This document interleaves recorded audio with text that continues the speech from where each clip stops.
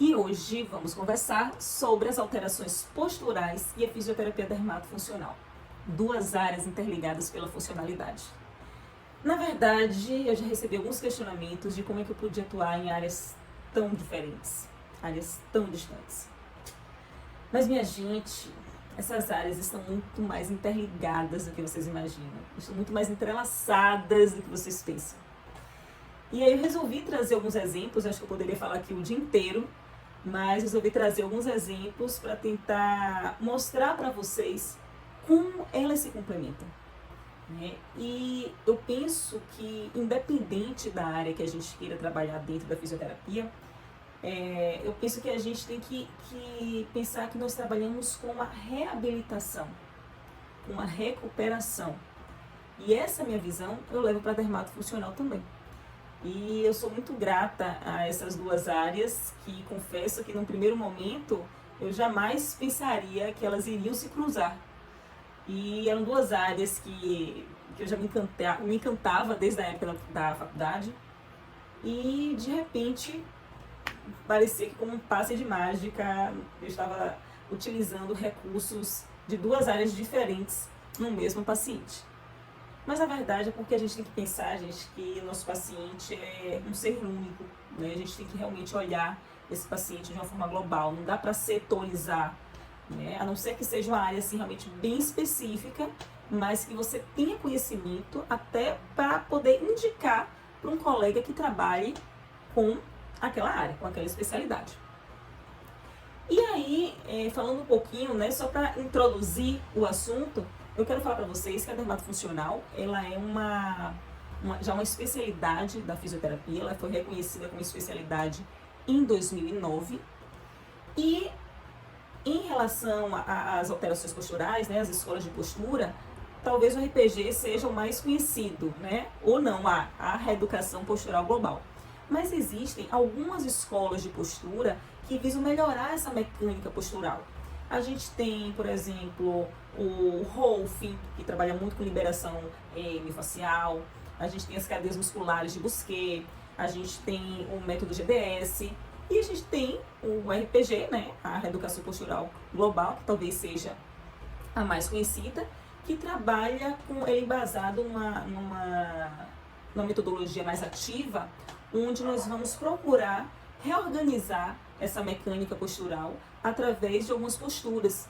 Né? São posturas onde a gente vai tentar promover um alinhamento e melhorar aquela postura. Na verdade, a gente utiliza uma marca específica, né? Acho que vocês já visualizaram. Pois bem, vamos conversar um pouquinho sobre a relação entre elas. O primeiro exemplo que eu trouxe para a gente conversar é aquela paciente ou aquele paciente que me procura no consultório com a queixa de uma protusão abdominal, daquela gordurinha abdominal, aquela pochetezinha que está ali amarrada em nome de Jesus, que já fez todo o tratamento estético, já procurou nutricionista, e a barriga não sai, já faz atividade física abdominal e a pochetezinha está ali. Espero que ninguém esteja se identificando com isso.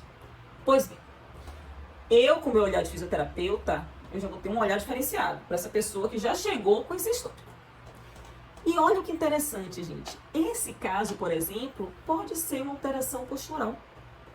Pode ser uma alteração no diafragma, no tônus do diafragma. E para isso, eu vou relembrar para vocês, né, de alguns pontinhos da anatomia, depois vocês correm lá no livro e dão uma revisada, que é o seguinte: a gente tem o diafragma, né? Que é o principal músculo da nossa respiração, o nosso principal músculo inspiratório. E olha o que acontece. Toda vez que a gente inspira, né, ele é uma cúpula aqui com cavidade para baixo, parece uma abóbora aqui, né? Toda vez que a gente inspira, esse diafragma desce. E quando a gente expira, esse diafragma sobe. Ok. Agora vamos relembrar só um pouquinho desse diafragma antes de eu continuar aqui. O diafragma, ele tem só para vocês terem uma noção, né, da inserção, da complexidade desse músculo, ele tem uma inserção, gente, lá na lombar. Não sei se vocês lembram disso. Ele tem uns pilares, né, que do lado direito, ele vai ali do disco intervertebral de L1 e L2, L2 e L3, e pode até chegar ao L4. E do lado esquerdo, ele é um pouquinho mais curto. Ele vai ali do disco intervertebral de L1 e L2 e pode chegar até no disco intervertebral de L2 e L3. Mas o que eu quero deixar claro é que imaginem que o próprio diafragma, ele se insere lá atrás, nessa região lombar. E ele tem a parte também que se insere aqui nessa face interna, também das últimas costelas, lá da 11ª à 12ª. Espero que estejam acompanhando aí.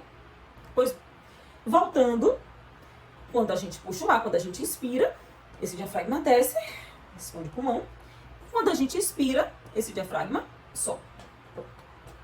Só que, quando existe uma alteração de tônus desse diafragma, que ele está, por exemplo, hipertônico, ele tende a descer.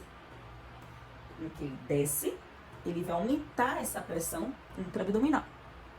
No que você aumenta essa pressão intraabdominal, a gente tem uma distensão dessa musculatura, inclusive a musculatura profunda do transverso. Quando a gente distende, existe uma projeção anterior desses órgãos abdominais. Ou seja, aumentou essa pressão intraabdominal, esses órgãos se deslocam aqui para frente e a pessoa fica com uma protusão abdominal. Ou seja, o problema não é o excesso de gordura, né, no tecido adiposo, lá na hipoderme. O problema não é esse.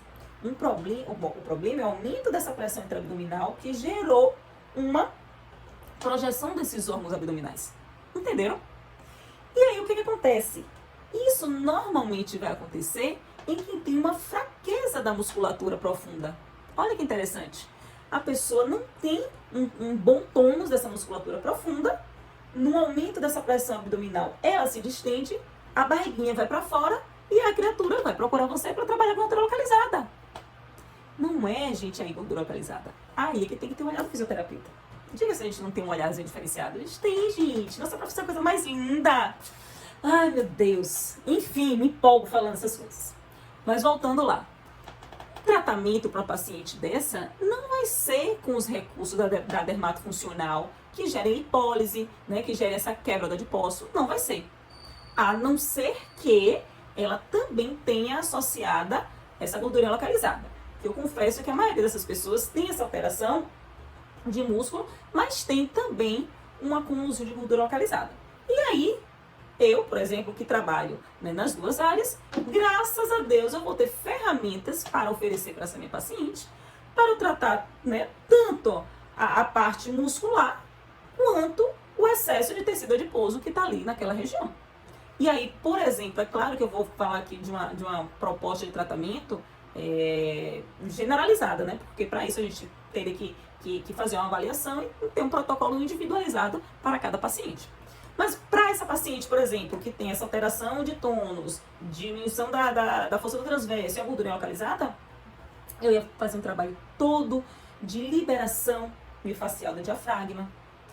Eu ia fazer um trabalho de tonificação dessa musculatura profunda do transverso. Vamos lembrar, gente, relembrar que a gente tem, né, alguns músculos da parede abdominal, onde a gente tem músculos superficiais e músculos profundos. Né? Quando a gente vê, por exemplo, aquela barriga de tanquinho, ali é a musculatura superficial, que são os retos do abdômen, né? O reto abdominal. Abaixo dele, nós temos os oblíquos, internos e externos, e a gente tem o músculo transverso. Lembrando que uma das funções da parede abdominal é conter os órgãos e vísceras. Então, se essa parede está fraca, ela vai distender, esses órgãos vão se projetar, e aí, né, a gente já conversou sobre isso. Então, eu, como fisioterapeuta, vou utilizar sim na fisioterapia. Eu vou utilizar o movimento, o exercício com o meu paciente, para que eu possa utilizar o exercício abdominal correto para trabalhar a musculatura profunda. Por quê? Porque se eu trabalho, ou oriento um exercício abdominal qualquer, eu posso aumentar essa pressão intraabdominal, que é tudo que eu não quero para esse paciente. Tranquilo aí? E aí, para gordura localizada, eu posso utilizar diversos recursos que geram lipólise. Posso utilizar carbox, posso utilizar criolipólise, posso utilizar uma ultracavitação, associar com a massagem, enfim, é um mundo. E que vai depender, por exemplo, de cada paciente. Espero que vocês tenham entendido essa primeira relação, que é algo bem comum, né? Que as pessoas sempre associam a gordurinha localizada à estética. E vocês estão vendo aí que pode ser uma alteração realmente nessa biomecânica da parede abdominal. E ainda esqueci de falar uma coisa. toda essa parte do transverso do abdômen, toda essa fáscia, ela está interligada com a fáscia tóraco-lombar. Ou seja, quando a gente tem essa distensão do transverso, quando esse tom está diminuído, ela também está interligada com a fáscia tóraco-lombar, e isso pode gerar uma tensão nessa região e a pessoa ter dor lombar. Ou seja, além da gordurinha localizada, a criatura pode evoluir com a dor lombar. Então, temos que olhar essa paciente ou esse paciente de uma forma bem global. Tranquilo? Vou passar para um outro exemplo. Alguns pós-operatórios de cirurgias abdominais. E vou falar de um exemplo que eu trabalho bastante, que é o pós-cesárea. O pós-cesárea, né, para as pessoas leigas, veem aquela cicatriz pequenininha e falam assim, nossa, isso aí é meramente estético. Oh, minha gente. Se a gente imaginar que aquela cicatriz ali tem cerca de 7 camadas até a saída do neném. Foi feita a incisão na pele, foi feita, nas 3 camadas da pele, foi feita a incisão em músculo, em fáscia, em peritônio, em 3 camadas do útero. Agora imagina todos esses tecidos tendo que passar por um processo de reparo. Enfim, tira o neném, sutura camada por camada, porque o cirurgião não vai lá suturar todas as camadas juntas, não, é suturada camada por camada, e essa pacientinha vai para casa. Diferente de um pós-operatório normal, onde a pessoa já sabe que vai ter que ficar de repouso, a gente sabe que essas mamães nem sempre têm o repouso necessário, para que o corpo pudesse se resguardar para recuperar da forma que deveria. E aí podem ocorrer algumas complicações, como por exemplo, cicatriz hipertrófica e queloide naquela região, pode ocorrer uma descência de sutura, a abertura dos pontos, pode ocorrer alteração de sensibilidade, edema nessa região pericicatricial e, no meu ver, a pior dessas complicações é a aderência, a retração cicatricial. Por quê? Porque essa aderência, essa retração, ela pode causar repercussões funcionais que vão muito além da aparência estética. Claro que não é nada bonito a gente ver aquela cicatriz repuxada, mas se tudo fosse estética, enfim, vamos relembrar novamente, se a gente imaginar, se a gente tiver um raio-x dessa estrutura, quais são os músculos que estão aqui por trás? E aí a gente lembra do psoas, gente, do ilho psoas, que é um músculo tão importante na biomecânica da nossa cintura pélvica. É tão importante na manutenção da nossa coluna lombar. E aí, se eu puder relembrar para vocês aqui a anatomia do psoas, ele tem, o psoas maior, ele sai lá da lombar. Na verdade, tem uma partezinha que sai do processo transverso, imagina, de T12, da torácica, até L5, e tem uma outra parte de feixe muscular que sai dos corpos vertebrais de L1 até L4. Então, o psoas maior, ele sai dessa coluna, aqui da torácica, da última da torácica até a L5, e o ilíaco, ele fica ali naquela fossa ilíaca. E aí, eles vão finalizar no trocânter menor aqui do fêmur. Então, olha a dimensão desse músculo. E imagina se nessa cesárea, se a gente não fizer todo um trabalho para evitar essa aderência, gente, a comunicação de faces superficiais e face profunda, a gente pode correr o risco de gerar um encurtamento, uma retração facial e comprometer a biomecânica do psoas. E aí a gente pensa, qual a principal ação do psoas? É fazer uma flexão de tronco. Ou seja, a pessoa procura o fisioterapeuta para fazer um pós-operatório, que normalmente as pessoas associam sempre a drenagem linfática, como se fosse o único problema fosse o edema, e não imaginam as alterações, as repercussões na funcionalidade que a pessoa pode evoluir se não tiver um tratamento correto. Percebem o quão bela é a nossa profissão? O quanto que a gente tem que abrir o olhar para a nossa área, para dermato funcional. Claro que eu tenho que me preocupar com a cicatriz, em deixar ela com aspecto estético, né, o mais belo que eu conseguir. Mas, gente, a parte relevante da coisa é que a gente consiga dar função para aquela cicatriz, para aquela paciente, e que ela não desenvolva nenhuma alteração por causa de uma cirurgia de cesárea. Então, claro que a gente sabe que a cicatriz em si é o resultado de um conjunto de processos biofísicos e bioquímicos que visam reconstituir essa continuidade da pele. E quando existe uma alteração nesse equilíbrio mecanobiológico, a gente vai ter um comprometimento nesse processo de cicatrização. E é aí que entra o fisioterapeuta, porque a literatura já aponta que as forças mecânicas agem de formas diferentes no tecido. Então, a depender do estímulo que eu der nesse tecido, eu posso, por exemplo, aumentar a produção do fibroblasto, como promover uma reorganização naquele tecido. Se a gente imaginar, por exemplo, que tudo que eu não quero é aumentar essa quantidade de cicatrização ali, senão eu posso gerar uma cicatriz hipertrófica, numa lipoaspiração poderia gerar uma fibrose, por exemplo, é tudo que eu não quero. Eu quero reorganizar, quero realinhar, eu quero prevenir uma cicatriz, eu quero prevenir uma retração. Para isso eu vou trabalhar com determinado tipo de terapia manual. E olha que coisa interessante isso, né? Às vezes a pessoa leiga imagina que massagem é tudo igual, que qualquer toque, seja rápido, seja lento, seja forte, seja superficial, vai gerar a mesma ação ali embaixo daquele tecido, e não vai. Cada toque, cada compressão, cada tipo de força mecânica que age naquele tecido vai gerar um tipo de estímulo diferente. Por isso a gente tem que saber o que a gente está fazendo no paciente. Porque um profissional mal habilitado, ele pode comprometer a cirurgia. Ele pode gerar mais fibrose, ele pode gerar uma cicatriz hipertrófica, uma cicatriz que fisiologicamente evoluiu de uma forma perfeita. Então, tenham esse cuidado. Querem trabalhar com dermatofuncional, com pós-operatório? Estudem terapia manual. Estudem a ação da técnica que você vai utilizar, o que é que ele está causando ali naquele tecido.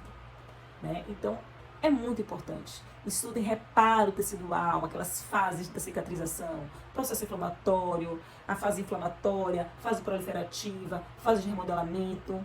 Ah, meu Deus, pensei que isso tudo era só teoria. Não, gente, sabe por quê?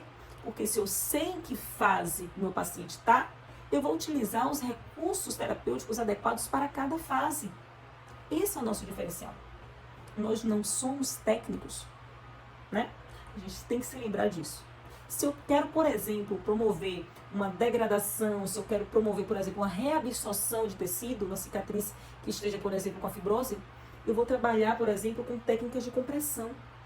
Porque eu sei que técnicas de compressão, eles vão estimular a liberação de enzimas que degradam os tecidos, as metaloproteinases, por exemplo.